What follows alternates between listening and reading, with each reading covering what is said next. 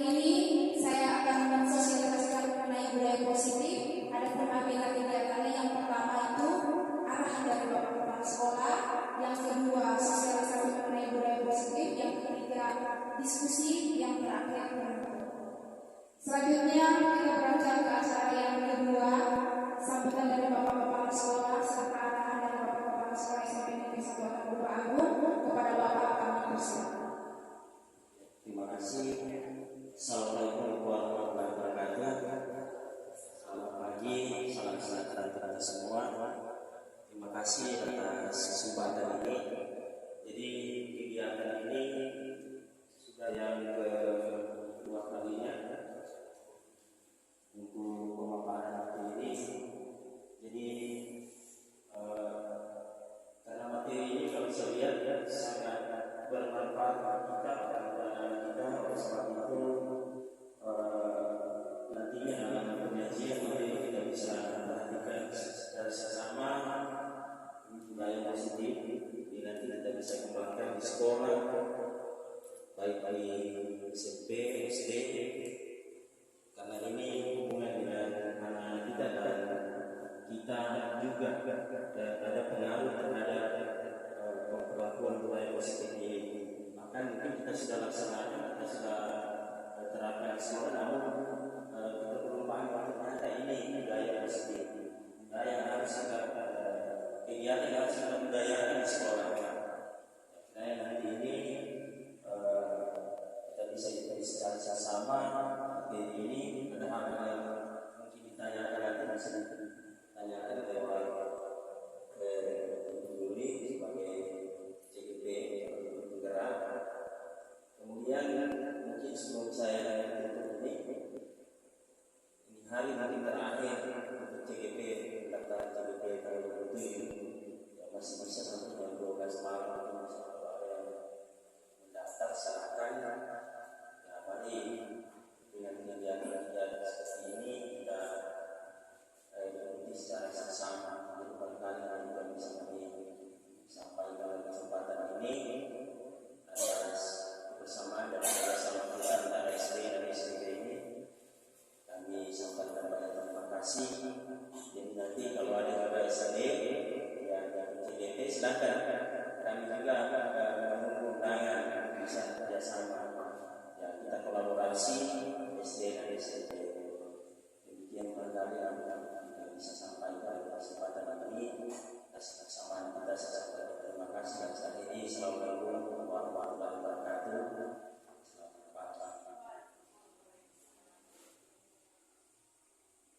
Terima kasih untuk arahan dari Bapak Kepala Sekolah.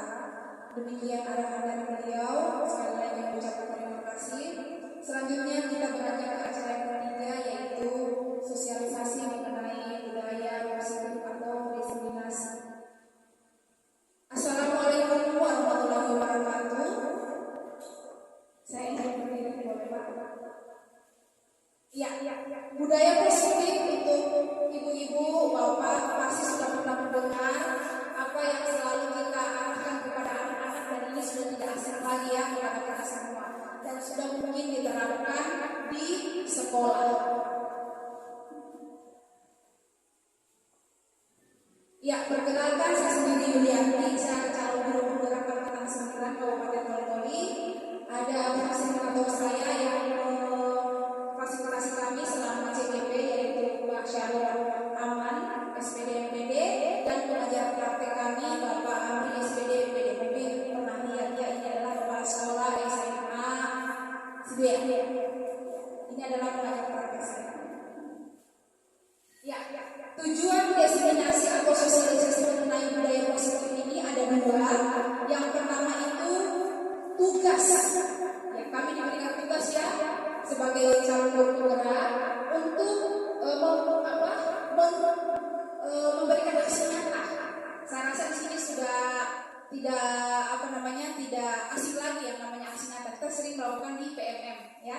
Jadi ini salah satu materi yang kami dapatkan di guru penggerak budaya positif. Kita diberikan tugas untuk memberikan aksi nyata mensosialisasikan budaya ini kepada teman sejawat seperti itu. Yang kedua, ya sama seperti tadi sosialisasi di sekolah, boleh gabung SD, SMP atau khusus guru SMP sendiri. Tapi alhamdulillah di sini kita kolaborasinya yang dari dulu sangat baik. Terima kasih juga sudah datang menghadiri undangan kami untuk menghadiri sosialisasi ini untuk guru-guru SD. Ya, sebelum kita masuk ke materi, saya memperlihatkan tujuan pendidikan dari Bapak Ki Hajar Dewantara. Tujuan pendidikan itu menuntun segala kodrat yang ada pada anak-anak agar mereka dapat mencapai keselamatan yang setinggi-tingginya, baik sebagai seorang manusia ataupun warga masyarakat. Oleh sebab itu, pendidik itu hanya dapat menuntun kembang dan kodratnya, bukan dasarnya. Jadi berdasarkan tujuan atau filosofi dari Ki Hajar Dewantara, bahwa kita itu hanya bisa menuntun. Ibaratnya kita petani, anak-anak itu atau peserta didik itu adalah padi, ya. Kita ingin berkembang padi tersebut dengan memberikan pupuk, menyiram air. Itulah tugas kita kepada siswa, ya. Kita hanya menuntun. Mereka sudah ada dasar-dasarnya masing-masing, sudah ada pemahaman dasar dari dalam dirinya. Jadi kita tinggal menuntun itu sehingga dia menjadi lebih baik tumbuh kembangnya, ya, seperti itu. Ya, inilah inti budaya positif, yaitu nilai dan kebiasaan. Jadi budaya positif itu nilai dan kebiasaan di sekolah yang berpihak pada murid agar mereka dapat berkembang menjadi pribadi yang kritis, penuh hormat, tanggung jawab sesuai dengan profil pelajar Pancasila. Jadi budaya positif itu yang dilakukan adalah tujuannya ke anak, sehingga terjadi pribadi atau terbentuklah pribadi yang kritis, penuh hormat, akhlak yang mulia dari peserta didik itu. Ya, di dalam budaya positif terbagi menjadi 6. Salah satunya ini ya, pembelajaran dengan paradigma baru. Ibu-ibu, bapak-bapak, yang kita tahu sebelumnya, cara mengajar guru yang guru-guru kita zaman dulu bagaimana? Ada yang bisa memberikan satu kalimat? Iya, betul. Ya, kejam.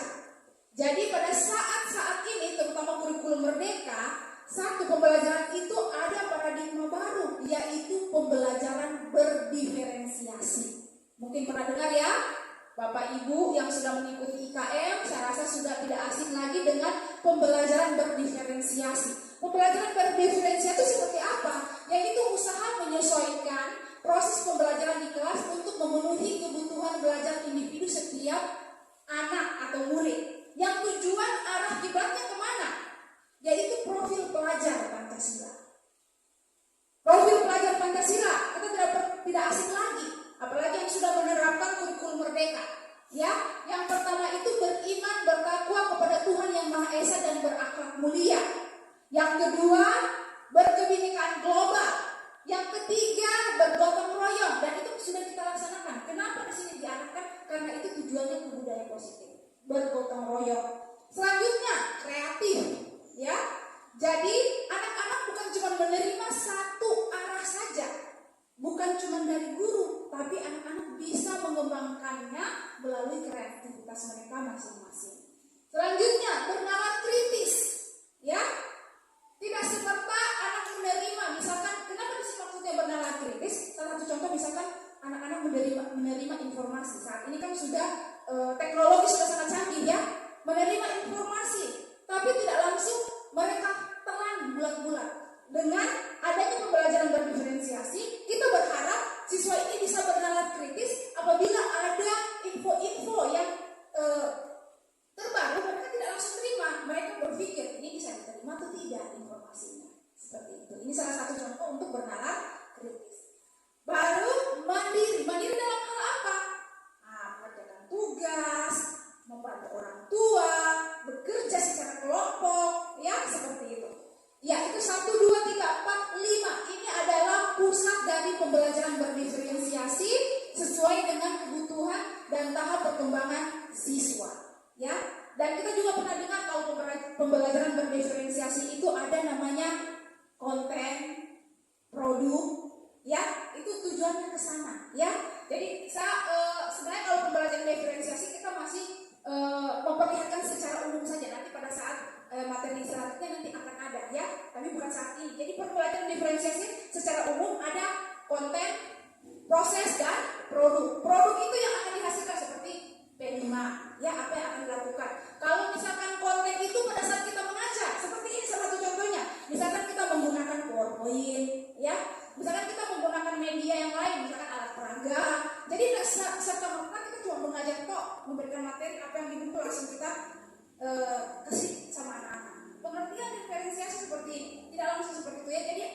berbicara dengan berdiferensiasi itu ada konten ya, jadi berbagai jenis yang kita kasih kepada anak. Disesuaikan dengan gaya belajarnya.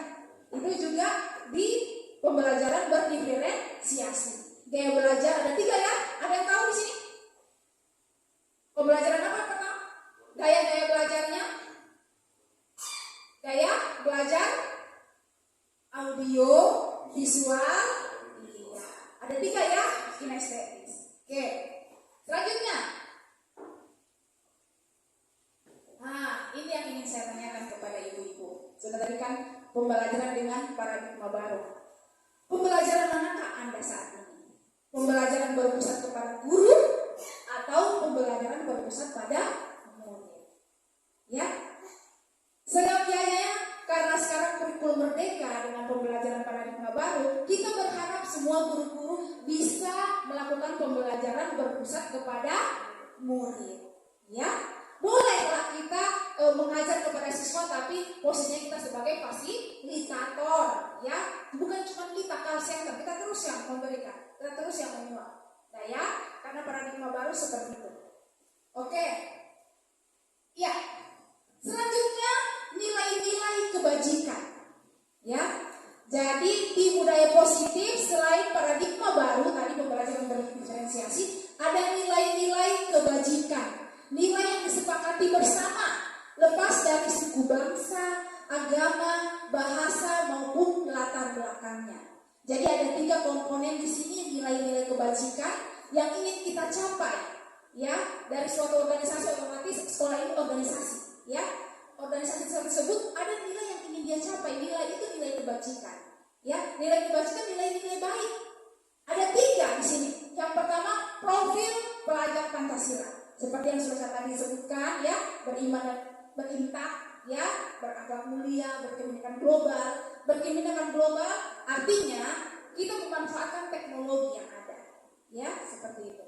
Selanjutnya, Ibo Primary Years ini adalah yayasan yang programnya ada beberapa ya, yaitu toleransi, rasa hormat, integritas, mandiri, menghargai, antusias, empati, keingintahuan, kreativitas, kerjasama, percaya diri dan komitmen. Ya, dan alhamdulillah di sini pasti semua sudah terlaksana ya. Kalau saya lihat selama saya di sini, terutama seperti rasa hormat, toleransi kita, ya, toleransi kita beragama itu bisa kita lihat kepada pemimpin-pemimpin kita, ya. Selanjutnya keterampilan hidup atau life skill, dapat dipercaya, lurus hati, pendengar yang aktif, tidak merendahkan orang lain dan memberikan yang terbaik dari diri. Itu yang kita harapkan kepada peserta didik. Inilah nilai-nilai kebajikan. Dan mungkin masih banyak lagi. Inilah salah satu atau beberapa contoh nilai kebajikan yang ingin kita capai sebagai salah satu organisasi, yaitu sekolah yang kita inginkan kepada peserta didik. Ya. Selanjutnya, kita ingin menerapkan budaya positif, tapi kita lihat apakah budaya positif itu berdasarkan karena arahan dari guru atau karena keinginan diri sendiri oleh peserta didik. Jadi untuk kita mempraktekkan budaya positif itu ada motivasi yang harus kita berikan kepada peserta didik, yaitu motivasi perilaku manusia. Ya, yang ada 2, yaitu motivasi intrinsik dan motivasi ekstrinsik. Di sini bapak-bapak, ibu-ibu ada yang tahu apa itu motivasi intrinsik? Ada? Iya. Motivasi ekstrinsik itu adalah motivasi dari luar. Ya, motivasi kita melakukan itu karena motivasi dari luar. Salah satu contohnya itu untuk menghindari ketidaknyamanan atau hukuman. Ya, ini yang harus kita hindari. Anak-anak menerapkan budaya positif karena takut dihukum. Ya, atau karena takut melanggar. Ada lagi contoh yang lain, untuk mendapatkan imbalan atau pujian. Ya, seperti budaya positif yang kita ingin lakukan yaitu sopan santun. Oh, karena ingin diberikan reward, jadi dia melakukan. Jangan sampai seperti itu. Ya, yang kita harapkan kepada peserta didik yaitu motivasi intrinsik. Kalau ekstrinsik dari dari luar berarti intrinsik dari dalam. Betul sekali ya. Jadi dari dalam kita berharapnya itu motivasi dari dalam diri anak. Yaitu seperti apa? Untuk menjadi orang yang mereka inginkan dan menghargai diri sendiri dan nilai-nilai yang mereka percaya. Ya, tadi yang sudah saya jelaskan itu nilai-nilai kebajikan tadi. Seperti karena ingin mandiri, karena ingin ada rasa hormat, empati, karena ada rasa dari dalam diri, bukan karena dari luar tadi. Seperti karena takut dihukum, karena seperti dipuji, diberikan reward atau hadiah-hadiah. Kita berharapnya mereka melakukan budaya positif tadi karena motivasi dari dalam, yaitu intrinsik atas nilai-nilai kebajikan yang sudah tadi dipaparkan, yaitu profil pelajar Pancasila.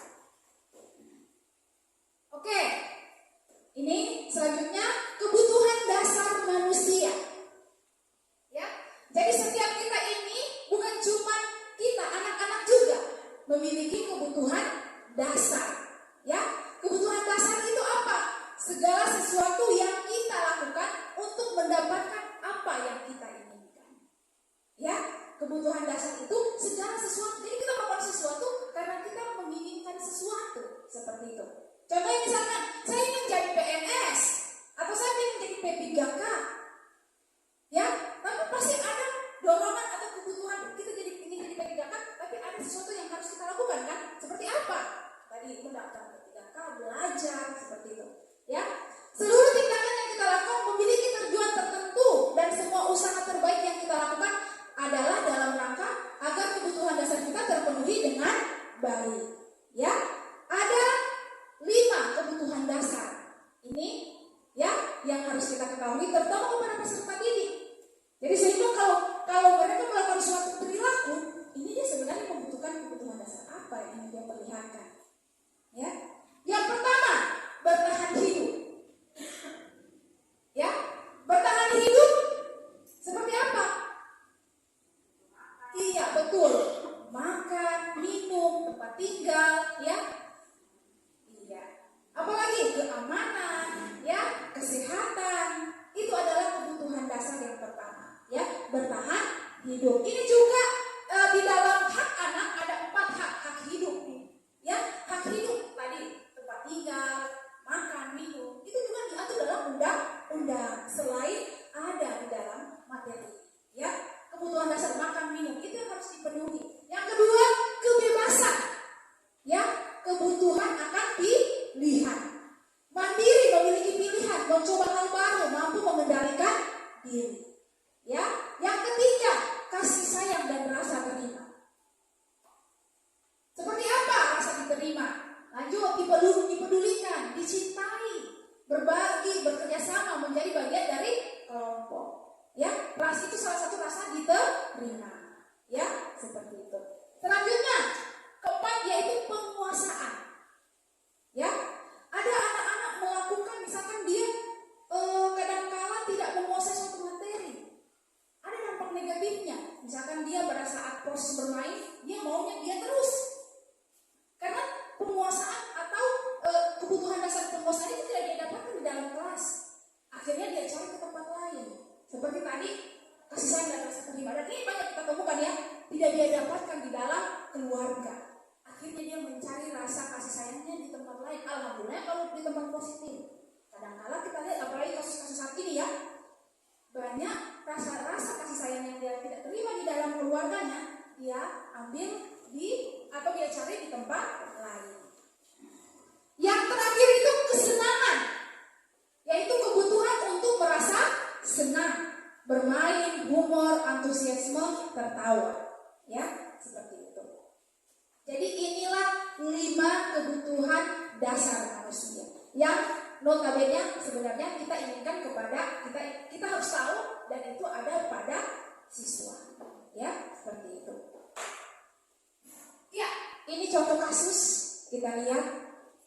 Ya, coba mungkin salah satu saya bisa dibantu Pak Irsyad membaca contoh kasusnya.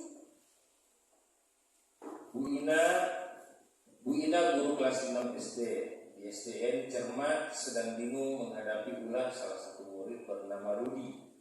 Beberapa anak telah datang mengadu seringkali meminta bekal makanan siang mereka dengan paksa.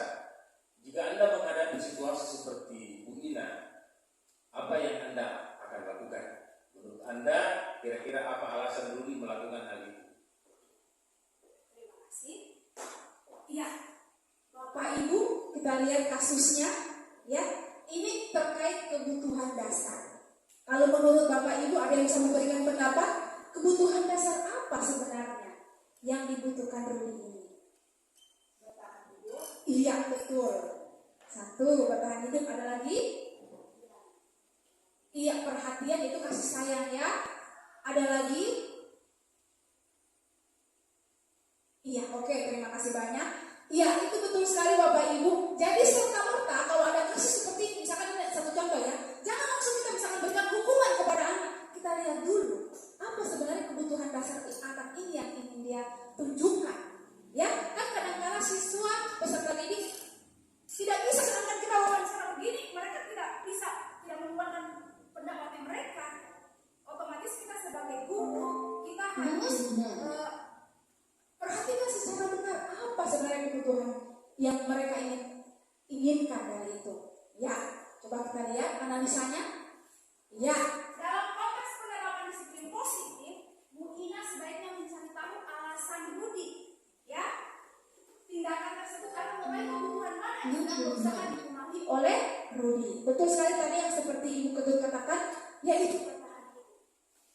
Ya, bisa jadi Rudi lapar, orang tuanya tidak membawakan bekal.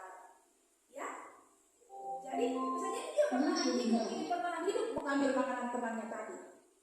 Yang kedua, membutuhkan cinta dan rasa kasih sayang. Teman Rudi jadi memperhatikan tingkah Rudi karena dia ingin membutuhkan tadi perhatian, kasih sayang dan temannya, ya seperti itu. Selanjutnya, penguasaan, ya seperti tadi yang saya jelaskan. Mungkin ketika di dalam kelas dia tidak bisa menguasai materi, akhirnya dia mencari di tempat lain. Dia ingin memperlihatkan kekuatannya di tempat lain, powernya di tempat lain. Iya, betul. Dengan cara tadi mengambil makanan temannya, ya. Kebebasan. Bisa jadi Rudi membawakan makanan-makanannya, tapi itu terus tiap hari telur. Tidak dirubah-rubah, akhirnya dia bosan, dia ambillah makanan temannya. Ya, yang terakhir itu kesenangan. Dia merasa senang mengaku temannya, ya.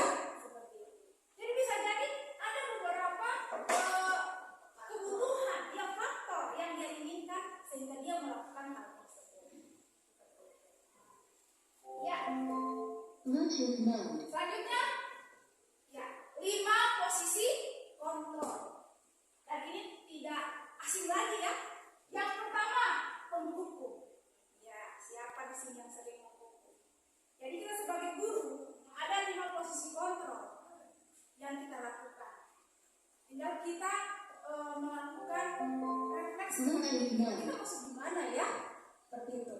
Yang pertama penghukum, yang kedua membuat rasa bersalah, yang ketiga teman, yang keempat pemantau, yang terakhir itu adalah manajer.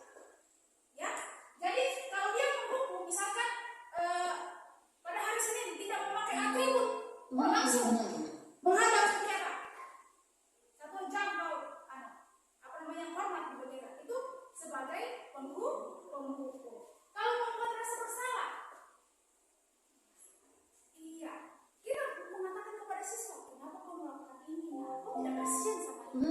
Sudah sering ibu nasihati, kau tidak merasa kasihan sama ibu? Ditegur, kau walinya ibu, gitu ya.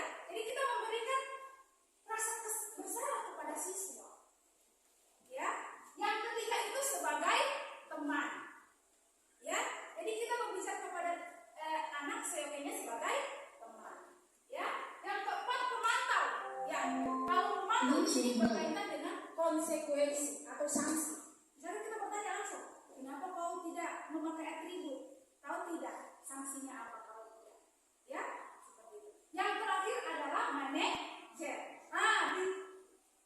Posisi kontrol manajer ini yang sangat baik, ibu-ibu bapak-bapak.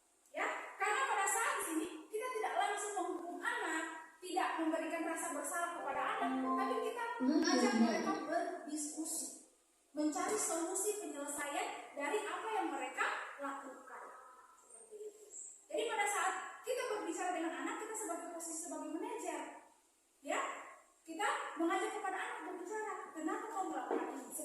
Setiap orang pernah melakukan kesalahan. Kenapa sampai misalkan kamu tidak memakai atribut atau tidak memakai sepatu? Oh, mungkin saja dia memiliki alasan. Oh, sepatu saya rusak. Ya, nah, jadi kita tidak langsung menjudge anak di situ. Sebagai posisi manajer, kita mengajak dia untuk berbicara dan menggali apa alasan sampai melakukan hal tersebut dan memberikan kesempatan kepada anak untuk menuangkan solusi apa yang bisa mereka lakukan. Ya, seperti itu. Ya, inilah beberapa contoh sikap kontrol kita sebagai guru. Bisa dilihat, Bapak-bapak? Tidak bisa? Saya sudah bisa dibaca. Oke, masih bisa. Kalau seperti ini? Bisa? Belum. Iya. Oke, saya baca saja ya. Pada saat guru berbicara untuk posisi menghukum, dia menghakik, menunjuk-nunjuk, dan itu bisa dalam bentuk verbal dan verbal itu berbicara atau langsung isi. Ya, seperti itu. Contohnya, kalau kamu tidak melakukan ini, saya akan menghukum kamu kah, atau membuat kamu lari di lapangan langsung, ya, seperti itu. Jadi kalau dia melakukan suatu tindakan, kita langsung berbicara seperti itu dalam intonasi yang marah, seperti itu, ya. Sedangkan dalam membuat merasa bersalah kepada anak, tadi seperti yang dijelaskan, bisa bahasanya seperti kamu sudah mengecewakan ibu, bapak, ya, seperti itu. Kalau untuk teman, ayolah lakukan untuk bapak ibu. Jadi kita berbicara kepada mereka sebagai teman. Sedangkan pemantau di sini kita menjelaskan sanksi, ya, seperti apa peraturannya, kenapa kau tidak memakai atribut yang lengkap, apa aturannya, apa sanksinya. Jadi kalau dia di posisi pemantau, dia lebih ke berbahasa aturan, sanksi. Kita melihat pemantau berarti kita melihat, ya. Berarti itu otomatis sudah ada aturan yang telah ditetapkan oleh sekolah. Iya, betul. Ya, sama kayak yang kesepakatan itu buat siswa dan guru. Ya. Kalau pemantau itu berarti sudah ada aturan sekolah. Berarti sama. Di manajer kelas, ya, iya betul. Jadi ada aturan sekolah. Kenapa kau tidak memakai sepatu hitam?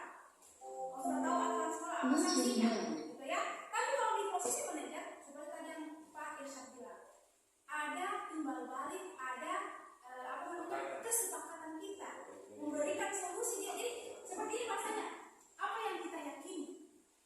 Termasuk kayak kalian jelaskan, kenapa kamu berpakaian tidak rapi kan?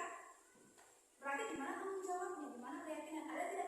Ada tidak keyakinan yang sudah kamu langgar, ya? Apa kesepakatan yang sudah kita lakukan? Seperti itu. Jadi di situ diajak berdiskusi anak, ya, dan diminta solusinya. Cuma seperti kalau kamu meyakini kamu dapat memperbaikinya, tidak, ya? Apa solusi yang bisa kamu lakukan sehingga hal ini tidak terulang lagi?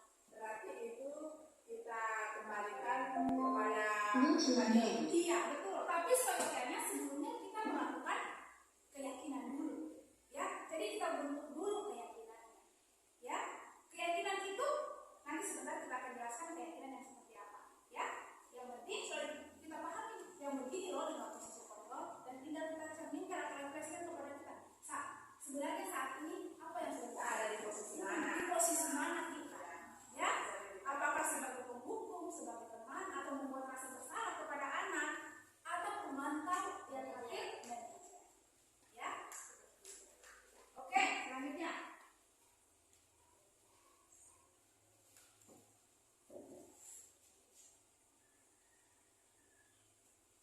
Iya, ini sudah kita bahas, ya. Keyakinan kelas. Boleh Ibu dibacakan dulu keyakinan kelasnya apa tadi?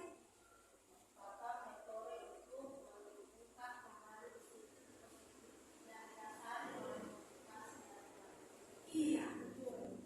Jadi kita menimbulkan kembali disiplin positifnya anak, ya, atas apa motivasi dari dalam diri, ya. Tadi berdasarkan nilai-nilai kebajikan yang sudah tadi dijelaskan awal, ya. Jadi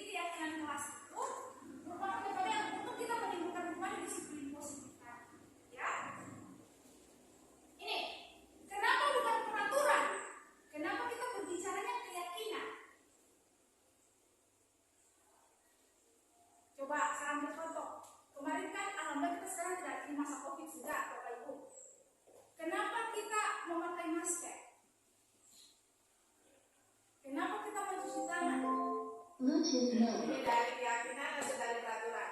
Kalau dari keyakinan kita, kalau kita menggunakan masker, kita dapat mencegah penularan COVID kepada diri kita. Iya, betul. Ya, jadi kalau dia berbicara keyakinan, berarti apa nilai? Kenapa kita menggunakan masker tadi? Yaitu untuk kesehatan kita. Ya, kenapa harus membersihkan kelas? Kan biasanya kalau larangan, jangan membuang sampah sembarangan. Nilai apa yang ada di dalam? Ada yang lain? Apa? Nah, peraturan jangan membuang sampah di tempat itu peraturan. Iya, betul. Itu peraturan.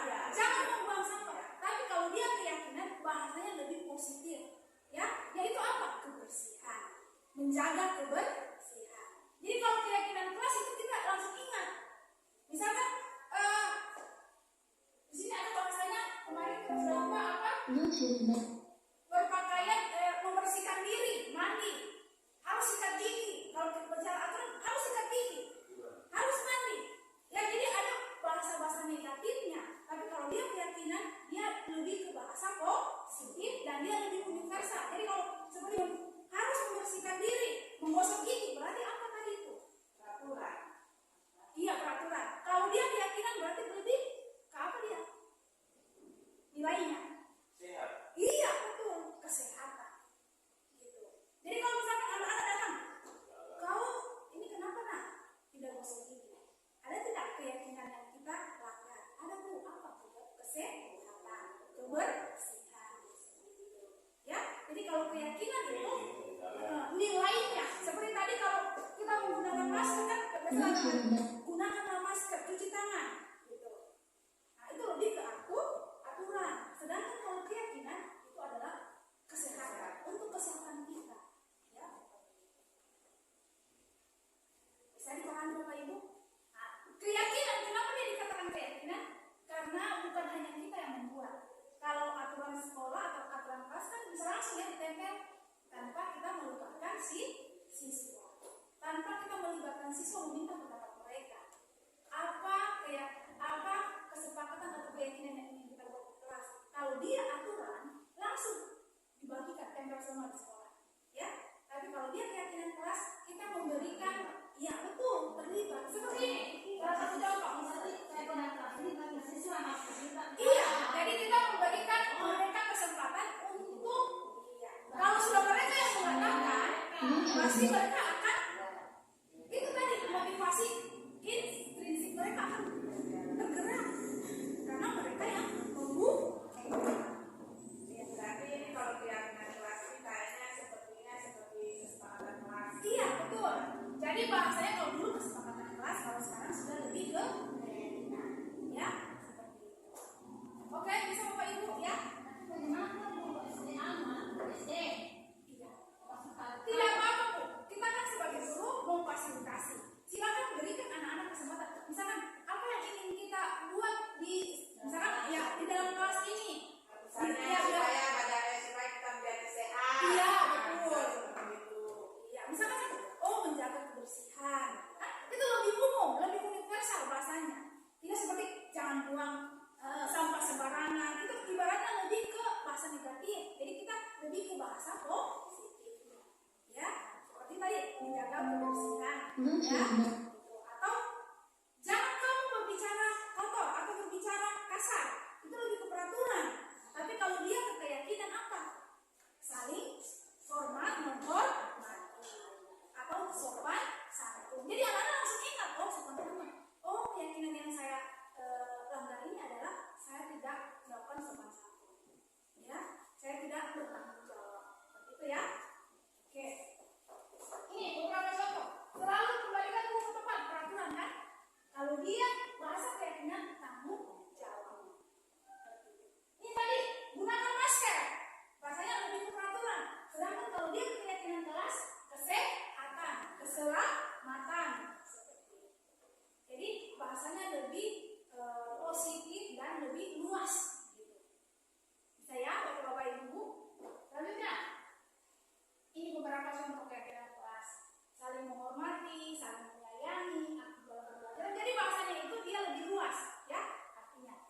tidak mengatur. Kadang-kadang kan kalau puasa lebih mengatur anak-anak. Iya, tidak leluasa seperti itu. Ya, kita ingin melakukan budaya positif. Salah satu contohnya tadi kita dengan kalimat-kalimat yang positif, ya.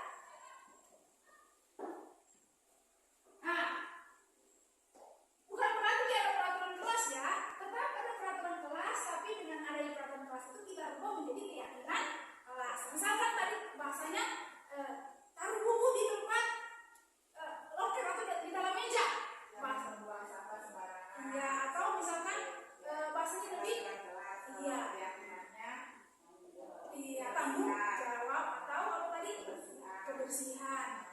Jadi sudah ada, kadang-kadang kita sudah ada ya di kelas, jadi tinggal kita ubah menjadi keyakinan kelas yang bahasanya lebih positif. Untuk anak-anak SD berarti tinggal gurunya lagi mengarahkan. Tapi tetap membiasakan mereka untuk mengeluarkan pendapat. Karena keyakinan kelas itu artinya kesepakatan dan keyakinan antara dua belah pihak, bukan cuma guru, tapi juga dari siswa. Kalau keyakinan kelas sudah terlaksana, otomatis lingkungan ini pasti akan positif. Ketika lingkungan positif, pasti budaya positif terjadi. Ya, jadi dari peraturan dulu, peraturan kelasnya kita ubah jadi keyakinan tadi. Nah, setelah adanya keyakinan kelas, lingkungan pasti dia akan positif. Setelah lingkungan positif, akhirnya menjadi budaya. Apakah ini gampang? Tidak ya. Kenapa kita tempelkan di dalam kelas keyakinan kelasnya? Untuk kita selalu mengingatkan kepada peserta didik. Jadi lebih bagusnya pada saat kita mulai pembelajaran, diingatkan kembali. Masih ingat tidak keyakinan kelas kita yang sudah kita buat? Oh, menjaga kebersihan, sopan santun, tanggung jawab, seperti itu. Ya, kita selalu mengingatkan anak-anak. Ya, oke? Ini untuk menumbuhkan budaya positif. Jadi dari dalam kelasnya kita deh. Ya, yang terakhir segitiga restitusi. Ya, bisa dibantu teman-teman. Segitiga restitusi itu. Segitiga restitusi merupakan proses kolaboratif yang mengajarkan murid untuk mencari solusi untuk masalah mereka dan membantu murid berpikir tentang orang seperti apa yang mereka inginkan dan bagaimana mereka harus memperlakukan orang lain. Restitusi bukan menebus kesalahan, tetapi sebuah tawaran dan bukan paksaan. Jadi segitiga restitusi ini untuk kita terapkan pada saat kita menemukan satu masalah anak. Ya, segitiga restitusi kita terapkan pada saat kita menemukan satu permasalahan anak. Ya, jadi proses kolaboratif yang mengajarkan untuk mencari solusi. Jadi bukan kita yang mencari solusinya, kita menggali informasi kepada anak untuk sama-sama mencari solusinya. Ya, ini ada 3 teori segitiga restitusi. Yang pertama itu menstabilkan identitas.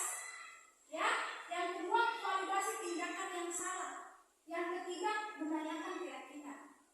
Ya, menstabilkan identitas itu kita mengatakan kepada siswa bahwa semua orang itu pernah melakukan kesalahan, baik anak sendiri maupun kita sendiri. Ya, semua orang pernah melakukan kesalahan. Di situ ditanyakan kenapa apa yang terjadi. Ya, yang lebih jelasnya ini. Jadi untuk menstabilkan identitas, bisa salah satu contohnya kita bahasanya setiap orang pasti pernah melakukan kesalahan. Kamu bukan satu-satunya yang pernah melakukan. Ya, setelah ini kita tanyakan apa masalahnya kepada anak. Ya, cara menstabilkan identitas. Lanjut, validasi tindakan yang salah. Kamu tentunya punya alasan. Jadi seperti tadi contoh kasus. Iya, betul. Kenapa kita tanyakan? Kenapa kamu ambil makanan teman terus? Ya, nah disitulah kita validasi kesalahannya. Oh iya, saya begini bu. Saya tidak menceritakan masalahnya apa. Berarti kita menggali. Iya, betul sekali. Yang terakhir itu adalah menanyakan keyakinan.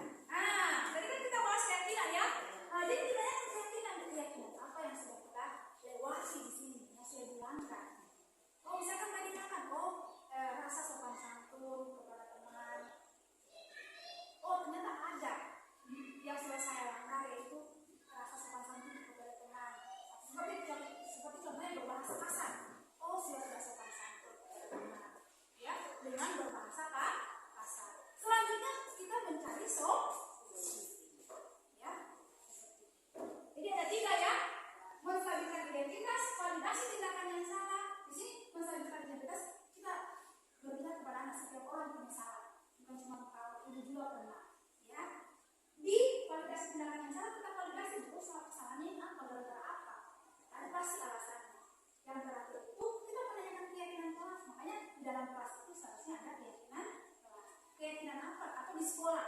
Di sekolah tersebut harus ada keyakinan mengolah atau keyakinan kelas. Keyakinan apa sebenarnya yang sudah kita lewati di sini?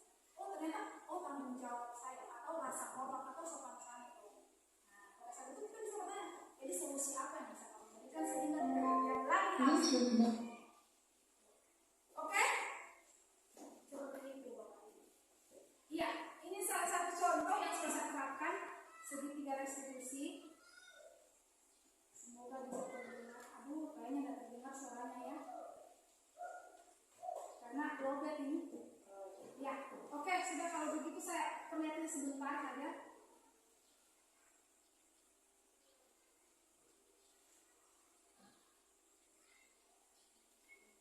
Bapak Ibu silakan sambil makan kue. Ayo. Iya, silakan. Ya, beginilah satu contoh tugas CGP. Ya, skenario 1 di sini. Ya. Nur Saleha yang tidak mengerjakan dan mengumpulkan tugas matematika. Jadi Nur Saleha tidak mengerjakan dan mengumpulkan tugas matematika yang sudah disepakati akan dikumpulkan pada hari lalu pada saat pelajarannya individu. Ya. Jadi untuk menyelesaikan permasalahan anak tidak di dalam kelas ya, kita panggil secara empat mata, gitu ya.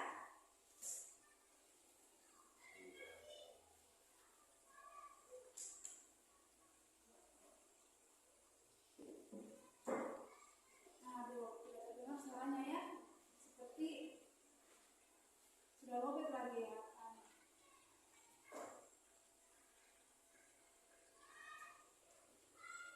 Bisa menambah juga, ya. Oke, sudah kalau begitu. Intinya di sini 3 tadi restitusi menstabilkan identitas, validasi kesalahan, yang terakhir itu ada menanyakan keyakinan. Jadi ini saling terkait Bu ya, dengan tadi otomatis saling terkait karena pada posisi situ apakah kita sudah di posisi apa di situ? Manajer kah? Pemantau kah? Penghukum? Otomatis kalau kita melaksanakan restitusi segitiga restitusi berarti kita harus jadi manajer. Karena kenapa? Karena kita pasti di situ akan melakukan diskusi dengan anak. Kalau misalkan sanksi, berarti langsung memberikan sanksi. Apa sanksinya kalau tidak mengerjakan tugas? Langsung ya seperti itu. Atau menghukum, langsung kamu harus 10. Tidak ditanyakan apa alasannya, seperti itu ya.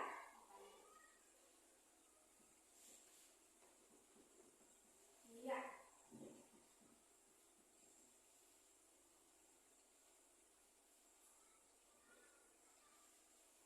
Oke, demikian presentasi dari saya. Saya ucapkan terima kasih banyak Bapak Ibu yang sudah memperhatikan. Saya masuk ke sesi yang terakhir, yang ketiga, diskusi. Mungkin ada yang ingin ditanyakan atau kita di sini diskusi ya. Karena saya pun di sini masih belajar ya. Saya masih belajar untuk menerapkannya di dunia nyata pun kita masih belajar. Seperti itu Bapak Ibu. Mungkin ada yang bertanya? Iya, silakan Pak Irsyad.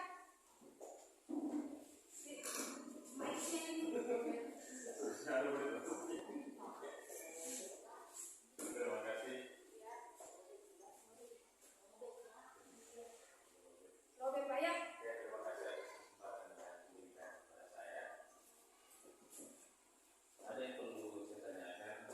Saya rasa dalam penerapan kita selama menjadi dulu, mulai dari SD, TK, dan SMP, ini pernah terjadi. Mungkin saya rasa pernah terjadi dengan keberadaan siswa kita dalam memberikan motivasi tentang intrinsik dengan ekstrinsik. Iya, betul. Yaitu misalnya siswa itu kan biasanya dalam motivasi intrinsiknya itu apa istilahnya punya permasalahan, Iya. sebuah permasalahan ini permasalahannya terjadi. Biasanya permasalahan itu terjadi di sekolah. Biasanya anak-anak jadi pembolos. Misalnya karena mungkin gurunya terlalu kejam, terlalu banyak kamu. Nah, biasa anak itu pergi ke tempat lain. Iya. Begitu juga sebaliknya.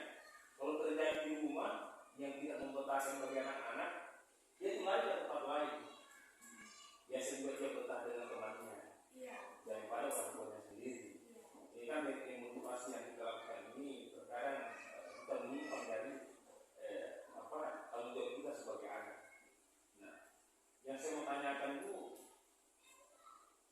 motivasi apa kira-kira yang terbaik? Saya sudah dengar tadi, tapi mungkin dalam cepat saya tidak perhatikan ya. Tidak ada kebesaran saya barangkali. Apa kira-kira harus kita lakukan dari intrinsik ke ekstrinsik yang terbaik? Tidak bagusnya di intrinsik dan bagusnya intrinsik itu tidak bagusnya ke ekstrinsik. Kalau bahasa ekstrinsik, kira-kira gimana? Otomatis kalau kita ingin menerapkan budaya positif, kadang-kala awalnya kita menerapkan dulu budaya motivasi ekstrinsik karena ada aturan-aturan ini sehingga kamu melakukan, misalkan kamu harus berpakaian yang rapi karena ada aturan, ya, ada sanksi-sanksi itu awal-awalnya. Tapi setelah kita mengetahui adanya motivasi intrinsik, harus kita berikan arahan kepada siswa. Tadi kan sudah dijelaskan, yaitu ada nilai-nilai kebajikan. Itu yang ingin kita temukan kepada anak. Ya, salah satunya contohnya kan tadi seperti misalkan rasa empati, ya, gotong royong, seperti itu. Itu yang harus kita tumbuhkan kepada anak sehingga dari motivasi ekstrinsik dia akan menjadi motivasi intrinsik. Terkait dengan misalkan kasusnya tadi, misalkan dia ada masalah dengan guru di sekolah, ya, akhirnya dia mencari mau sekolah, ya. Disinilah tugas kita sebagai teman atau teman sejawat atau misalkan suatu saat, ya, ini kan salah satu contoh misalkan kalau kita sudah jadi pemimpin, ya, suatu saat kita jadi pemimpin, ini yang harus kita berikan arahan atau motivasi kepada guru-guru kita, teman-teman sejawat kita, bahwasanya untuk melakukan atau perlakuan kepada anak itu kita harus ke manajer tadi, jangan langsung menghukum. Ini kan anak-anak misalkan dia tidak nyaman kepada kita karena kita langsung menghukum. Ya, mungkin saja karena guru ini tidak mengetahui bahwa posisi kontrol itu bukan cuma menghukum. Ya, ada di situ pemantau, ada di situ manajer, dan lebih baiknya yaitu manajer. Sedangkan kalau misalkan masalah yang ada di dalam rumah, itulah kita sebagai guru yang harus menangkap. Tadi kan ada kebutuhan anak, ya, kenapa dia mencari di tempat lain kasih sayang? Karena ada kebutuhan yang kurang. Oleh karena itu kita sebagai pendidik, ya, sebagai guru, kita harus bisa melihat itu, ya, kita harus bisa melihat itu sehingga kita bisa mengetahui sebenarnya kebutuhan apa yang kita cari, ya. Setelah kita mengetahui itu, kita harus melakukan kolaborasi atau komunikasi kepada orang tua. Contohnya misalkan seperti kasusnya Sahrul, ya. Nah, Sahrul ini dulu deh, minta maaf Pak, ya. Alhamdulillah sekarang udah ada perubahan. Dulu-dulunya ini 1 bulan itu cuma 1 kali ada sekolah. Ya. Awalnya anaknya yang kita cari tahu, kenapa kamu tidak sekolah? Kenapa kamu tidak hadir di sekolah? Nak? Ya. Oh, alasannya karena motor. Tidak ada motor, tidak ada ini. Iya, alasannya seperti itu. 1, 2 kali, 3 kali. Di situ kan posisi kita sebagai manajer, kita memberikan arahan itu kepada anak, kenapa dia tidak pergi sekolah. Setelah ada motor, ternyata tidak pergi ke sekolah. Setelah kita melakukan hal tersebut, kita melakukan komunikasi kepada orang tua. Kita cari, kita gali informasi, oh ternyata motornya tidak ada atau rusak. Kita komunikasi kepada orang tua, ternyata orang tua sudah memfasilitasi. Bensinnya sudah dibelikan, tapi tidak sampai ke sekolah. Di sinilah ditunjukkan sudah kolaborasi dengan orang tua. Alhamdulillah setelah kita melakukan kolaborasi dengan orang tuanya yang angkat. Bisa dilihat kadang-kadang mamanya yang angkat, kan?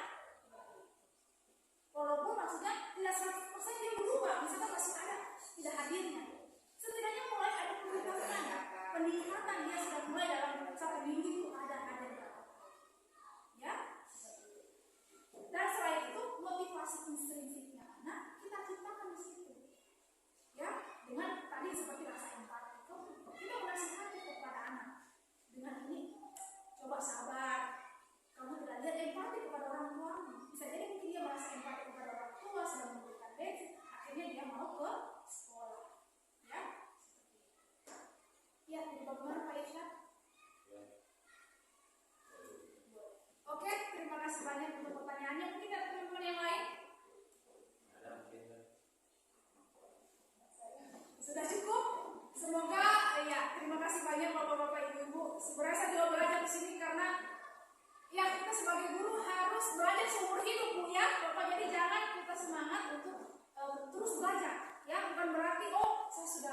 begini saya sudah tidak perlu. Tidak ya, karena kita ini seperti tadi tujuan pendidikan, kita harus mendidik anak sesuai kodrat zaman anak. Ya, tidak bisa kita seperti dulu. Oh, kalau tidak mengerjakan pukul atau tidak bisa. Jadi kita harus mendidik anak sesuai kodrat zaman. Saat ini kita harus melakukan sesuai tadi manajer. Melakukan pembelajaran kita harus sesuai kodrat zaman. Misalkan menggunakan materi-materi, menggunakan konten, PowerPoint kah, media pembelajaran kah, ya seperti itu. Jangan merasa terbebani dengan kurikulum yang sekarang Bapak Ibu. Kita ikuti saja, ya. Iya, boleh Pak. Terima kasih. Yang kedua tadinya, yang saya cuma benar istilahnya saya ingin bertanya. Iya, Kita sharing di sini. iya, sama-sama sharing sama belajar. Karena saya lihat perkembangan di dalam kurikulum 2012, kurikulum apalagi kami yang kemarin ada juga. Setelah kita mengamati perkembangan yang apa, ada anak lagi dekat dengan guru karena menggunakan pola teman, Iya, istilahnya pola kedekatan dengan siswa. Dan ini banyak anak lebih banyak terbuka kalau kita jadikan pola teman. iya, Sekalipun itu kita anggap bagus, tapi ada juga nilai negatifnya. iya, betul. Negatifnya itu biasanya anak itu tidak menghargai guru. Iya, Kalau pola teman. Jadi seakan-akan biasa enak berbicara, tetapi kekerapan itu memang muncul. Dan Iya. dia menganggap kita sebagai teman. iya, betul. Yang kedua, dia menganggap kita sebagai orang tua. Misalnya kita takut, ya anak itu takut kepada kita, saling menghargai apa semua. Tapi anak biasa seperti ini tidak terbuka. Iya, Anak biasa terbuka kalau kita menganggap kita sebagai orang tua. Yang berikutnya adalah pemantau, iya, betul. melihat situasi dan perkembangan anak. Biasa kita cuma menilai. Biasanya anak kalau begini terus, biasa juga dia tertutup. Iya, Nah, yang berikutnya pola manajer. Iya. Pola manajer itu bagus. Pola manajer ini biasa penerapannya itu banyak terjadi di perusahaan. Dan ini kinerja perusahaan itu lebih banyak menjadi solid dan menjadi profit karena dengan cara manajer. iya, betul Pak. Nah, pola manajer ini memang sangat tertarik, memang sangat memikat kita. Nah, cuma persaingan di situ memang agak apa istilahnya agak ketat. Nah, persaingan belajar itu anak-anak lebih cenderung motivasi belajar itu agak tinggi karena kita ingin mengetahui seluruh anak apa kendalanya, Iya, apa permasalahannya. Kita lebih banyak mengetahui. Nah, jadi itu barangkali sebagai yang saya Simpulkan. lihat ya, Iya. selama mengajarkan memberikan presentasi seperti ini, saya sangat tertarik sebenarnya. Iya, Mungkin dari rekan-rekan di luar yang bisa. iya. Oke, terima kasih banyak. Ada satu lagi Bu yang saya. Iya, Nah, apakah pola ini juga bisa diterapkan untuk kepada kesehatannya tidak ya? iya, Artinya terapkanlah sesama guru. Atau Iya. terapkan di kalangan antara pimpinan dengan bawahan. Iya. Misalnya seperti itu. Nah, ini saya pola seperti ini ada nilai penghukum yang saya lihat. iya, Nah, kita menerapkan kepada siswa seperti ini, lantas istilahnya dari sistem strukturnya itu tidak sasaran, tidak tepat sasaran. Nah, ini jadi permasalahan. iya, Jadi bagaimana kira-kira juga sebagai bahan motivasi, sebagai bahan kita sekolah kita yang Iya. dari siswa dan guru itu sendiri. iya, betul. Terima kasih banyak Pak Irsyad. Masih ada lagi Pak? Ya. Sudah Pak? Sudah. Ya, oke. Terima kasih banyak. Saya sudah bisa mengambil intinya dari apa yang disampaikan Pak Irsyad. Iya, jadi ini kan salah satu contoh pada saat misalkan suatu saat kita akan jadi pemimpin. Bukan pola manajer. Iya. Pola yang harus kita lakukan adalah pola manajer. Jadi bukan sebenarnya seyogyanya, bukan cuman kepada siswa saja kita melakukan hal tersebut, tapi kepada sesama teman, iya betul. Terutama dari atasan kepada kita sebagai bawahan ya. Ketika misalkan kita melakukan suatu kesalahan atau misalkan pelanggaran, iya, berarti kita harus melakukan tadi komunikasi ya, manajer memanggil apa alasannya hal tersebut sampai terjadi ya, seperti itu. Dan otomatis pada saat bawahan memberikan alasan, kita mencarikan solusi ya, bukan kita mencari, tapi sama-sama dari bawahan juga harus memberikan solusi yang terbaik, dan kepala sekolah atau misalkan pejabat atau bos kita atau atasan kita juga harus memberikan masukan hal tersebut ya, seperti itu. Jadi terima kasih banyak Pak Irsyad, bahwasanya suatu saat mungkin sini akan ada jadi pemimpin, ini bisa artinya ini akan kita lakukan pada saat kita suatu saat jadi pemimpin. Menemukan suatu masalah dengan peserta didik kah, atau teman sejawat kah, kita harus lebih baik menggunakan sistem manajer ya. Jadi sistem manajer di situ kita sama-sama berkomunikasi dua arah untuk mencari solusi. Iya, betul sekali ya, bapak-bapak, ibu-ibu. Iya. Dan maksudnya semoga suatu saat pada saat kalau kita jadi pemimpin ini bisa tersimpan kepada kita bisa terapkan juga ke depannya. Oke, ada lagi pertanyaan Bapak Ibu sebelum tutup? Ya, terima kasih banyak untuk antusiasmenya, diskusinya. Saya juga belajar ya di sini. Terima kasih juga tadi kesimpulan yang sudah diberikan oleh Pak Irsyad ya. Semoga kedepannya masih kita lanjutkan lagi kolaborasi ini. Dan saya berharap ada teman-teman yang akan ikut CGP berikutnya ya. Amin. Oke, saya akhiri. Wabillahi taufiq wal hidayah. Wassalamualaikum warahmatullahi wabarakatuh. Waalaikumsalam warahmatullahi wabarakatuh.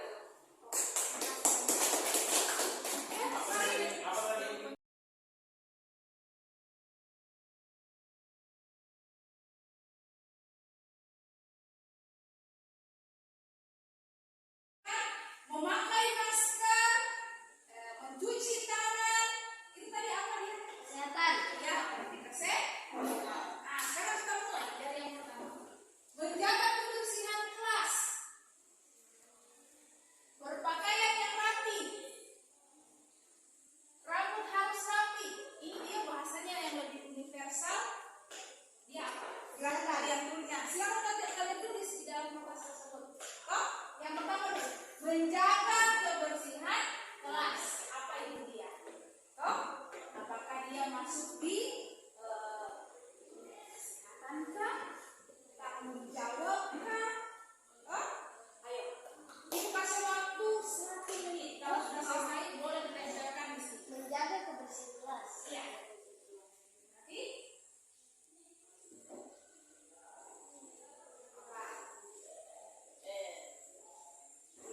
Silakan. Tidak apa-apa salah. Nanti kita samakan, ya. Itu juga menjaga kebersihan kelas ya? Tidak usah.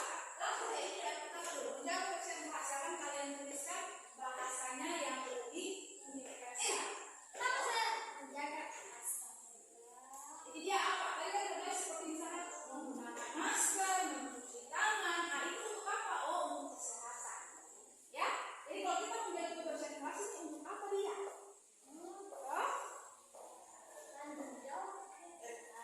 Bisa kata jawab kah? Atau apa? Kebersihan kah? Oh, kesehatan kah? Oke? Sudah? Belum. Ya, ayo. 1 menit. 1 menit. Sudah? Oke, yang sudah selesai. Lanjut, tempelkan di sini. Ayo. Ya. Oke. Oh, ya, di sini harus ditulis karena ini ditempelkan. Oh, ini. Balik saja, balik. Biar dia bisa ditempel. Yang lainnya yang jangan dia. Oke?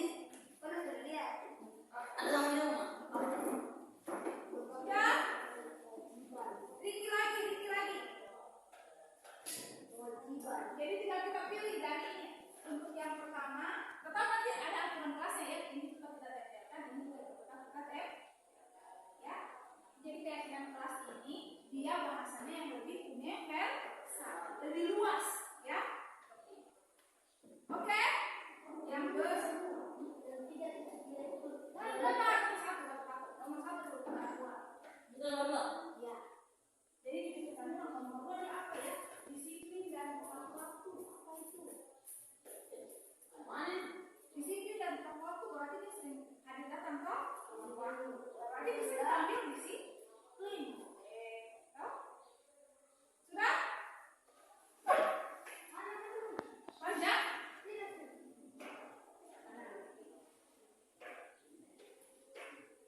Ya, oke, sudah.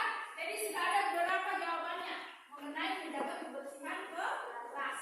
Ini kan aturannya ya, kita harus menjaga kebersihan kelas. Kalau dia keyakinan berarti bahasa sebenarnya dari apa ya? Yang pertama tanggung jawab untuk kesehatan, menjaga kesehatan kita dan ruang kelas. Menurut kalian, ini kan ada 3 tanggung jawab, ada 3 juga kesehatan. Menjaga kebersihan kelas itu fungsinya, tujuannya untuk apa ya? Apa? Fungsinya untuk apa? Kesehatan. Ya, jadi keyakinan kelas yang kita ambil yaitu kesehatan. Oke, sudah paham? Sudah mengerti ya? Lanjut. Berarti untuk yang pertama kita ambil itu fungsinya untuk kesehatan. Yang kedua, disiplin dan tepat waktu. Dia apa ya? Disiplin. Ya. Disiplin dan tepat waktu. Datang pagi disiplin. Iya, datang pagi berarti betul. Oh? Datang tepat waktu. Tepat waktu datangnya disiplin. Berarti kita ambil apa ya? Kewajiban. Keyakinan kelasnya apa dia? Kewajiban. Kewajiban. Kalau kewajiban dia pasti lebih dirawat. Apa tadi berarti? Disiplin. Oke? Bisa ya? Berarti yang kedua adalah yang kedua kita ambil yaitu disiplin. Oke, lanjut yang ketiga. Langsung memberikan pendapat. Saling tolong menolong. Apa itu? Tanggung jawab. Apa? Tanggung jawab. Betul. Apa? Tanggung jawab. Sudah paham tak? Jadi kalau bilang, kenapa kau tidak menolong orang? Keyakinan apa yang kau lakukan? Oh, tanggung jawab saya sebagai apa manusia. Harusnya sebagai manusia kita saling tolong. Mengerti sudah ya? Sudah paham? Kalau kita buat keyakinan kelas. Lanjut. Berbicara yang baik, sopan santun dan saling hormat menghormati. Apa ya? Berbicara yang baik, bukan berbicara yang kasar. Apa itu dia? Masuk dia apa? Ayo, keempat.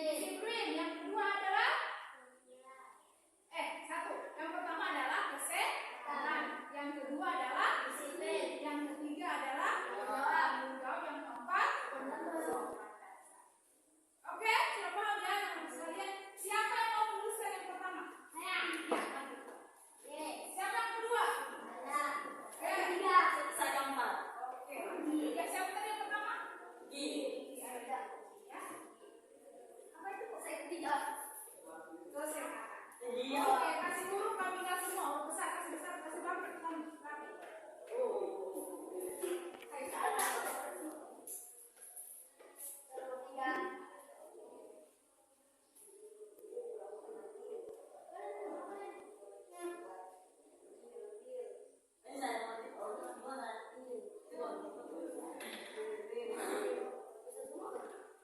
Oke, nah lanjut. Siapa nomor 2?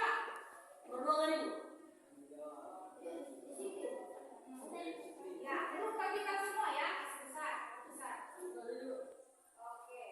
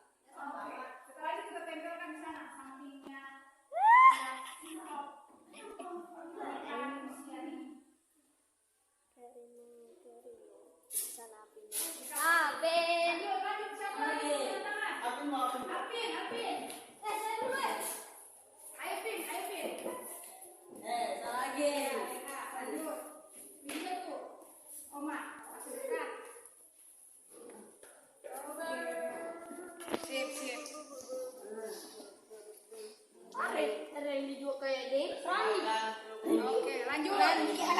1, 2, siapa lagi yang terakhir? 1, 2, 3, 4, 5.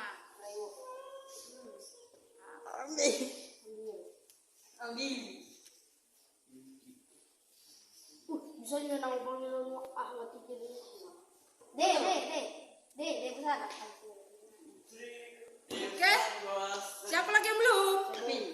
Apin sini.